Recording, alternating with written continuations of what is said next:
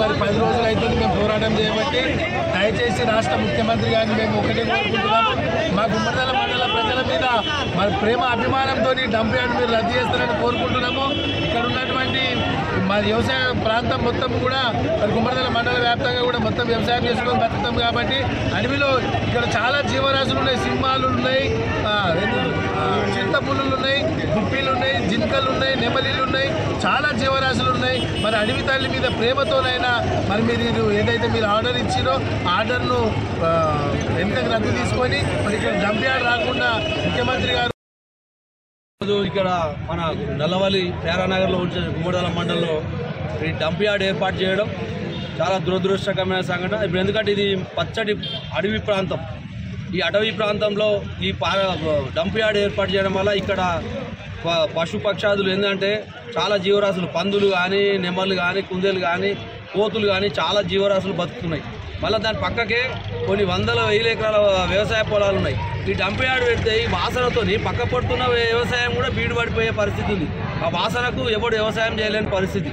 ఎందుకంటే మేము ముందే ఇప్పుడు చెప్తున్నారు రామ్కి వాళ్ళు మంచిగా ఉంటుంది ఇది అని, ఈయన పక్కకే తుందిగాలో చూస్తున్నాం రామ్కి వ్యవస్థ.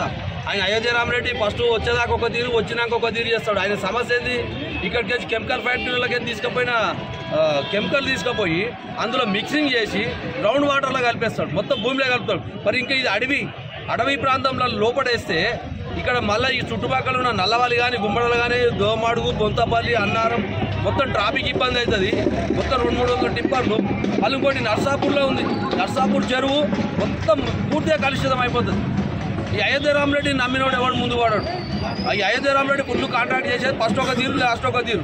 మొత్తం వాళ్ళ కెమికల్స్ కూడా ఈ 10 లారీల 20 లారీల చెత్త పోస్తాడు, ఒక 7-10 ట్యాంకర్ల కెమికల్ పోస్తాడు. అదంతా మొత్తం గ్రౌండ్ వాటర్ పొల్యూట్ అవుతుంది. నర్సాపూర్ చెరువు మొత్తం, నర్సాపూరు, గుమ్మడిదల ఇవంతా మొత్తం పొల్యూట్ అవుతుంది. మాకు వద్దు. అది 112 ఎకరాలు అంటారు.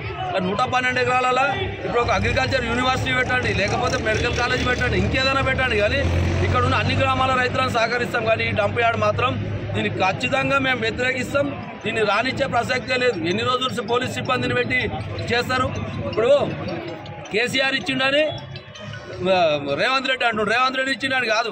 ఇప్పుడు ఇద్దరు పని చేయని. ఇప్పుడు కేసీఆర్ని కాదన్నా రేవంత్ రెడ్డిని ఎన్నుకున్నారు కదా.